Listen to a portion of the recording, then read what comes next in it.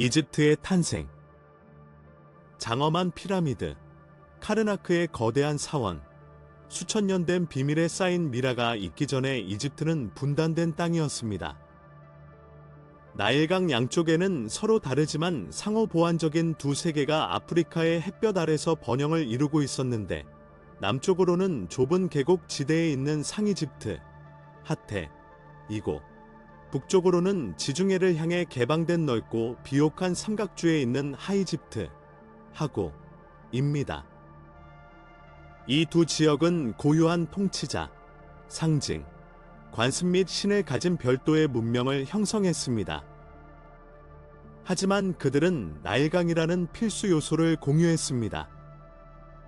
나일강은 단순한 강이 아니었습니다. 그는 애굽의 영혼이었다. 매년 홍수로 땅이 관계되고 들판에 검고 비옥한 미사가 남아 사막 한가운데에서 풍요로운 농업이 가능했습니다. 이 현상 덕분에 이집트인들은 그들의 땅을 둘러싼 사막의 붉은 땅인 드셰러트과 대조적으로 검은 땅들 의미하는 케메트이라고 불렀습니다. 나일강이 없었다면 이집트는 존재하지 않았을 것입니다. 이 지역의 역사는 최초의 파라오가 등장하기 수천 년 전인 선왕조 시대로 거슬러 올라갑니다. 강둑의 작은 마을이 생겨나기 시작했고, 놈즈이라고 불리는 작은 부족 왕국으로 조직되었습니다. 시간이 흐르면서 이러한 왕국 중 일부는 권력과 부와 조직이 성장했습니다. 북쪽에서는 삼각주의 강력한 왕국이 생겨났고, 남쪽에서는 히에라콘폴리스와 아비도스와 같은 도시를 중심으로 또 다른 왕국이 통합되기 시작했습니다. 이 두 지역 간의 경쟁은 수세기에 걸친 무역, 군사 충돌, 문화적 융합으로 인해 길고 복잡했습니다. 그러나 마침내 남부에서 전 지역을 하나의 왕좌 아래 통합할 수 있는 지도자가 등장했습니다. 이 지도자는 많은 역사가들이 통일 이집트의 첫 번째 파라오로 간주하는 상부 이집트의 왕인 나르메르였습니다. 훗날 메네스로 알려진 나르메르는 단순한 정복자가 아니었다. 그는 정치 전략가이자 문화 통합자이자 종교적 비전가였다. 전승에 따르면 그는 기원전 3100년경에 상이집트와 하이집트를 통일했다. 고대 이집트에 기록된 역사의 시작을 표시합니다. 세계에서 가장 중요한 고고학적 유물 중 하나인 유명한 나르메르 팔레트, 나오머 펠리트에는 상이집트의 흰색과 하이집트의 빨간색이라는 두 가지 왕관을 모두 쓴 왕이 그려져 있습니다. 이 왕관은 두 지구에 대한 권위를 상징하는 이중 왕관이라는 새로운 상징으로 결합되었습니다. 그러나 통일은 군사적 승리 이상의 의미를 지녔다. 그것은 문화, 언어, 종교제도 및 생활 방식의 융합이었습니다. 나르메르는 신의 세계와 인간의 세계가 만난다고 믿었던 신성하고 전략적인 도시인 멤피스라는 중간 지점에 수도를 세웠습니다. 거기서부터 중앙집권적 정부체제가 발전하기 시작했는데, 여기에는 관리, 서기관, 성직자, 건축가 등이 포함되었다. 통일로 인해 더 복잡한 글쓰기가 필요하게 되었습니다. 상형 문자는 이미 원시 형태로 존재했지만 완전한 문자 체계로 공식화되기 시작한 것은 이 시기였습니다. 국가 기능에 필수적인 것으로 여겨졌던 이집트의 서기관들은 신들에게 바치는 제물, 왕의 이름, 전쟁, 법률, 종교 행사 등을 파피루스, 벽, 석비에 기록했습니다. 종교는 이 새로운 왕국의 통합에 결정적인 역할을 하였다. 파라오는 단순한 통치자가 아니라 살아있는 신, 태양의 신 라의 아들, 지구의 우주 질서를 대표하는 신으로 여겨졌습니다. 마트로 알려진 이 개념은 이집트 문화의 기본 원칙인 조화, 균형, 정의를 상징했습니다. 파라오는 마하트의 보증인이었고 그의 임무는 혼돈에 직면하여 질서를 유지하는 것이었습니다. 안정된 정부, 나일강 덕분에 번영하는 농업 경제, 삶의 모든 측면에 깊이 뿌리내린 종교를 통해 이집트는 역사상 가장 특별한 시기 중 하나인 고왕국 시대로 진입할 준비를 하고 있었습니다. 그러나 이 모든 것은 바로 이곳, 바로 이 기초 지점에서 남쪽의 왕이 영원, 질서, 신성한 힘에 대한 공통된 비전 아래 다양한 백성을 통합했을 때 시작되었습니다. 이렇게 이집트가 탄생했다. 단순한 국가가 아니라 시간을 거스르는 문명으로 신성한 강둑에 세워지고 고대 신의 인도를 받으며 파라오의 의지에 이끌립니다. 피라미드의 시대. 나르메르치아의 상이집트와 하이집트가 통일된 후, 그리고 제1왕조와 제2왕조 동안 파라오의 권력이 강화되면서 이집트는 전례 없는 영광의 시대, 즉 고왕국 시대에 접어들었습니다. 피라미드의 시대, 에이지 오브 더 피러미드즈. 라고도 알려진 이 시기는 이집트 역사상 가장 안정적이고 혁신적이며 기념비적인 시대 중 하나입니다. 고대 왕국은 대략 BC 2686년에서 BC 2181년에 걸쳐 있으며 세 번째 왕조에서 여섯 번째 왕조를 포함합니다. 이 기간 동안 이집트는 파라오가 절대 주권자일 뿐만 아니라 신의 살아있는 화신인 매우 중앙 집중적인 시스템 아래에서 살았습니다. 파라오가 신성한 존재라는 개념은 그 표현의 최대치에 이르렀다.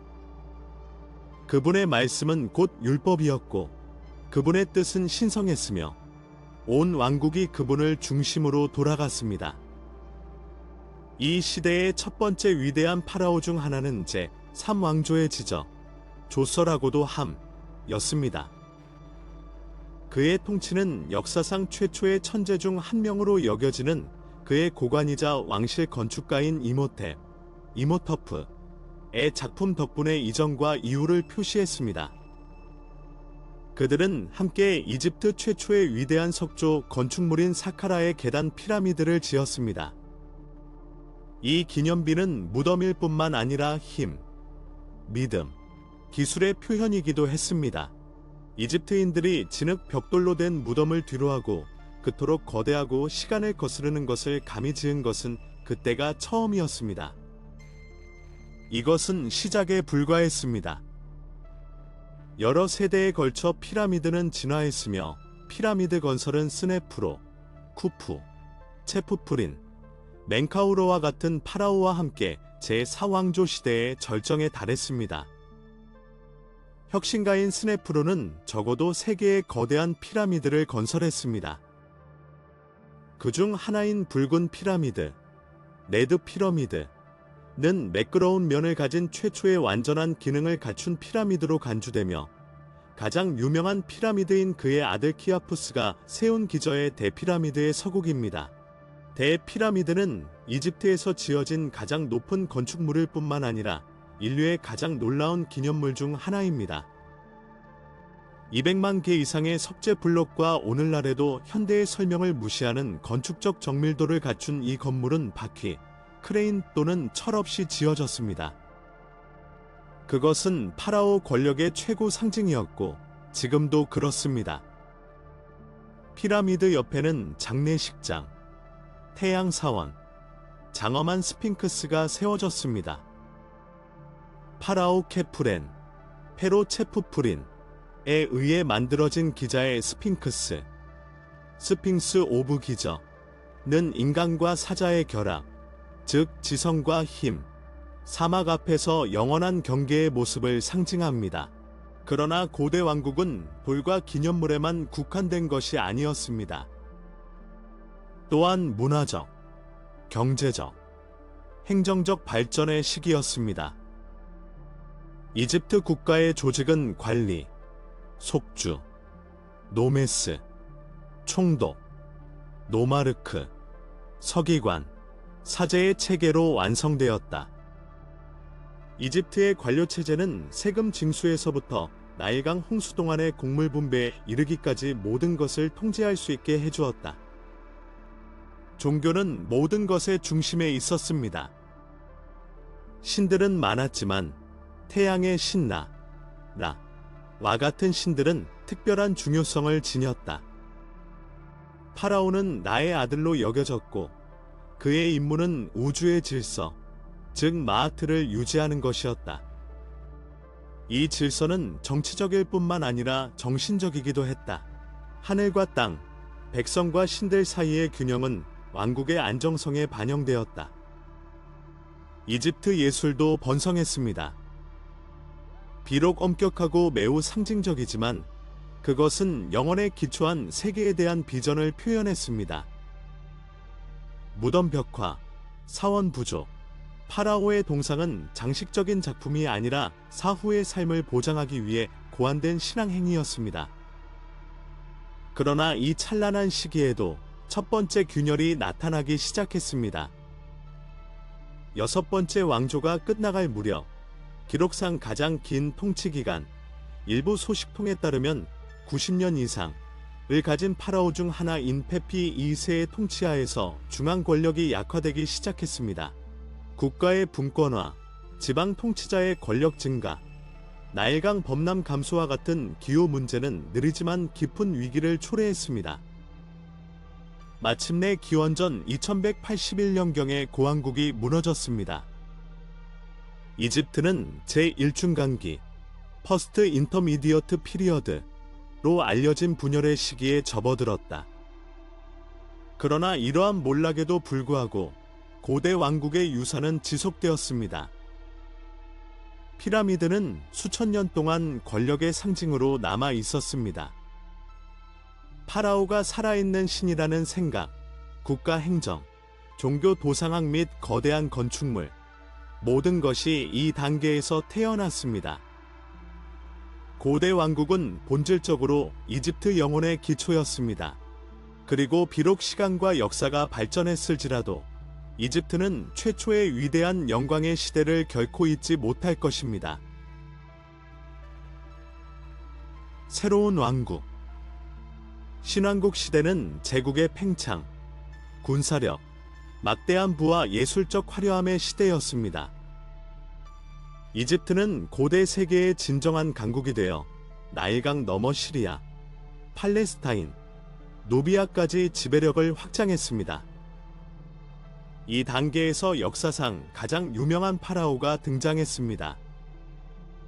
그들 중에는 파라오로 통치한 몇 안 되는 여성 중 한 명인 하트셉수트가 있습니다.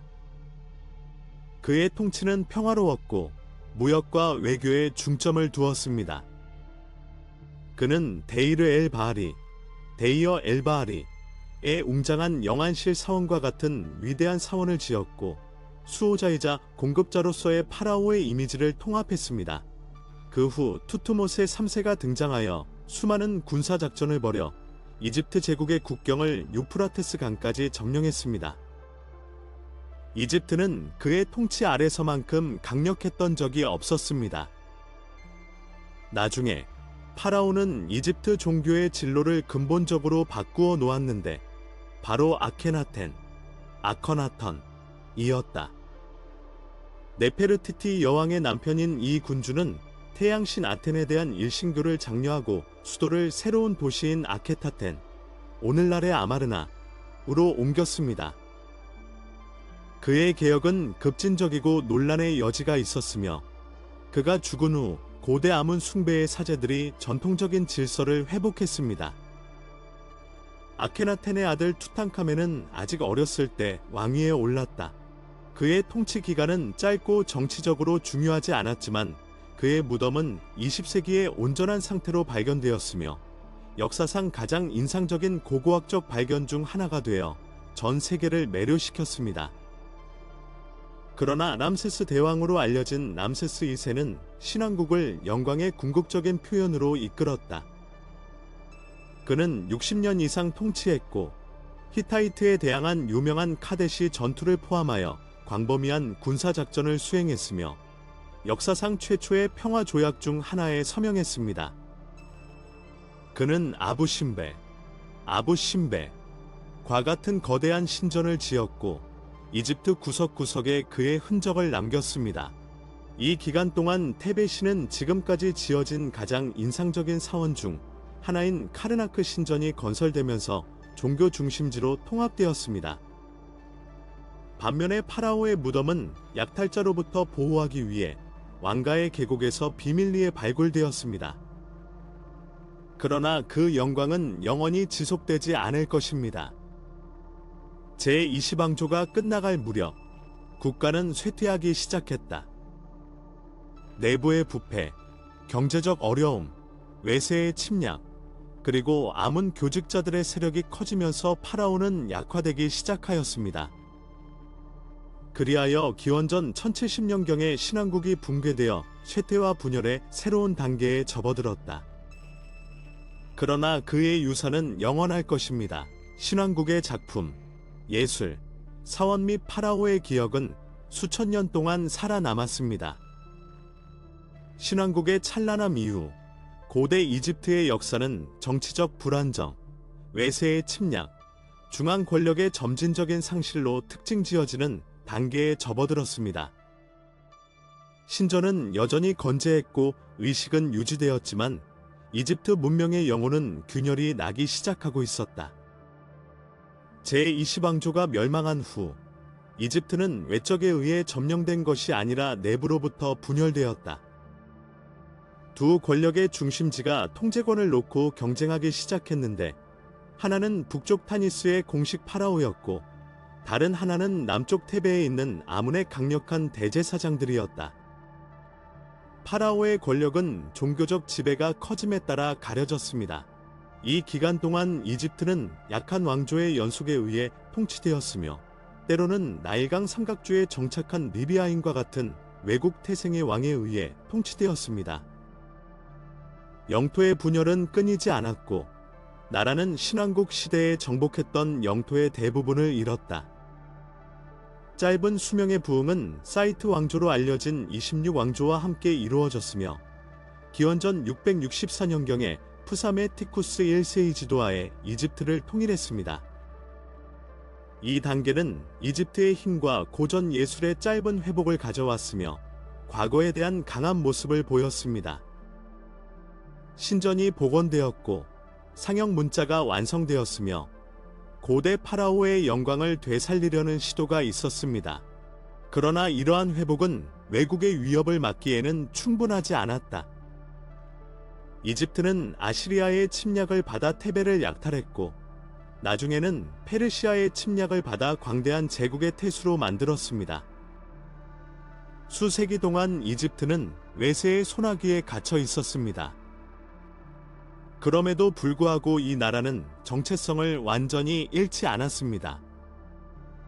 외국의 통치 아래서도 침략자들은 이집트를 통치하기 위해서는 그들의 신을 존중해야 한다는 것을 알고 있었기 때문에 이집트의 종교, 예술 및 관습의 많은 요소를 받아들였습니다. 그리스 정복과 프톨레마이오스 시대 332년 이집트는 페르시아 세계를 정복하기 위해 나섰던 마케도니아의 위대한 장군 알렉산더 대왕에 의해 정복당하는 역사의 새로운 전환점을 맞이했습니다. 도착하자마자 그는 해방자로 받아들여졌고 파라오로 선포되었습니다. 그는 알렉산드리아라는 도시를 세웠고 이 도시는 세계적으로 유명한 문화, 과학, 상업 중심지가 되었습니다. 프톨레마이오스가 죽은 후 그의 장군 프톨레마이오스 1세가 이집트를 장악하고 그리스 왕조인 프톨레마이오스 왕조를 세웠으며 이 왕조는 거의 300년 동안 이집트를 통치했습니다. 프톨레마이오스 왕조는 외국인이었지만 이집트의 많은 풍습을 받아들였습니다. 그들은 스스로 파라오로 즉위하고 전통적인 신들을 위한 사원을 지었으며 이집트 종교를 유지했습니다. 이 무렵 에드푸, 덴데라, 필라와 같은 이집트에서 가장 아름다운 사원이 세워졌습니다. 또한 고대 역사의 지식을 보존하기 위한 가장 야심찬 프로젝트 중 하나인 알렉산드리아 도서관이 설립되었으며 과학, 철학, 문학 및 종교를 다루는 수십만 개의 두루마리가 있습니다. 이 왕조의 마지막이자 가장 유명한 대표자는 클레오파트라 7세로 그는 로마 제국의 확장으로부터 이집트의 독립을 유지하려고 했던 지적이고 야심차고 카리스마 있는 여왕이었습니다. 클레오파트라는 처음에는 율리우스 카이사르와 동맹을 맺었고 그 다음에는 마르쿠르 안토니우스와 동맹을 맺어 이집트의 주권을 보존하려고 노력했지만 기원전 31년 악티움 해전에서 패배하면서 그녀의 꿈은 끝이 났습니다. 기원전 30년 클레오파트라와 마르쿠스 안토니우스가 사망한 후 이집트는 로마 제국의 속주로 합병되었습니다. 이로써 파라오 이집트는 3000년 이상의 중단 없는 역사를 가진 후 공식적으로 종말을 고했습니다. 파라오가 더 이상 통치하지 않았고 사원이 예배의 중심지로서의 기능을 중단했지만 고대 이집트의 유산은 결코 사라지지 않았습니다. 그 예술, 건축, 종교 사상, 의학, 공학 및 신비로움은 다른 문명의 기억 속에 살아남았습니다. 수세기 동안 이집트는 그리스인과 로마인의 존경을 받았고 페르시아인과 두려움의 대상이었으며 정복자들에 의해 모방되었습니다. 그러나 상형 문자는 1799년에 발견된 로제타 스톤 덕분에 현대에 재발견될 때까지 망각에 빠졌고 이를 통해 진프란스와 샴폴류는 19세기에 이집트 문자를 해독할 수 있었습니다. 오늘날에도 이집트는 계속 놀라움을 자아내고 있습니다. 피라미드, 나일강, 사원 및 무덤은 시간의 흐름을 무시하고 여전히 서 있습니다. 이집트는 단순한 문명이 아니라 삶과 죽음, 우주를 이해하는 독특한 방식의 요람이었으며 고대 세계에 영향을 미쳤고 현대 세계에 계속 영감을 주고 있습니다.